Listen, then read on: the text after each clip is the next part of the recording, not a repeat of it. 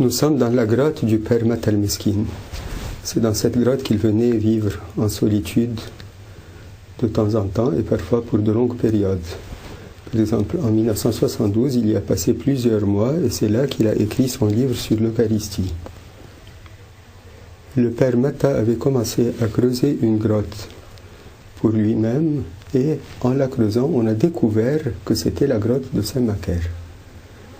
Alors, dès qu'on a reconnu que c'était la grotte de Saint-Macaire, le Père Mata n'a pas voulu y habiter et il s'est creusé une autre grotte. Bon, il a séjourné ici pendant près de 6 mois, quand il a écrit son livre sur l'Eucharistie.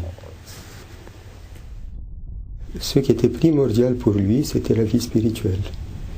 C'était de vivre.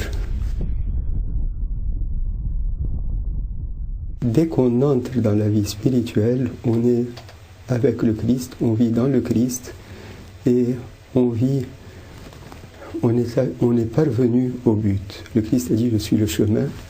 Dès qu'on a mis les pieds sur le chemin, on est dans le Christ et alors on est déjà parvenu au but. Alors il n'aimait pas beaucoup parler de couronnement ou de... Souvent il disait la vie monastique n'est pas une caste religieuse. La vie monastique n'est pas autre chose que la vie de n'importe quel chrétien, mais prise au sérieux. Et ce qu'il propose aux moines, c'est la même chose qu'il propose à tout chrétien.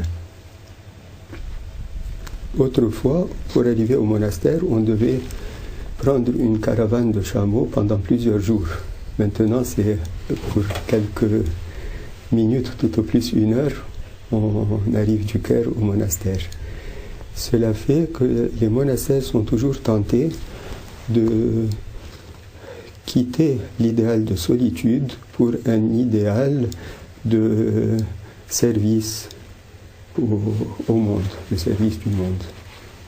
Mais le Père Matal Meskin a beaucoup fait pour garder, pour conserver au monastère l'aspect monastique, l'aspect de solitude.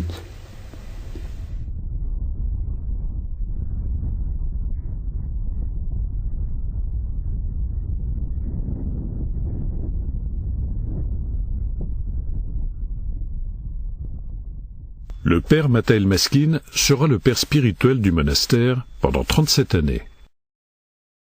Jusqu'à son dernier souffle, il veilla à faire revivre l'esprit des origines des Pères du désert et de Saint-Macaire. Et il œuvra inlassablement pour l'unité au sein de l'Église copte et avec les autres églises. Le Père Matal Meskin a été enterré le 8 juin 2006, ici, à l'écart du monastère, à proximité de la colline des Ermites.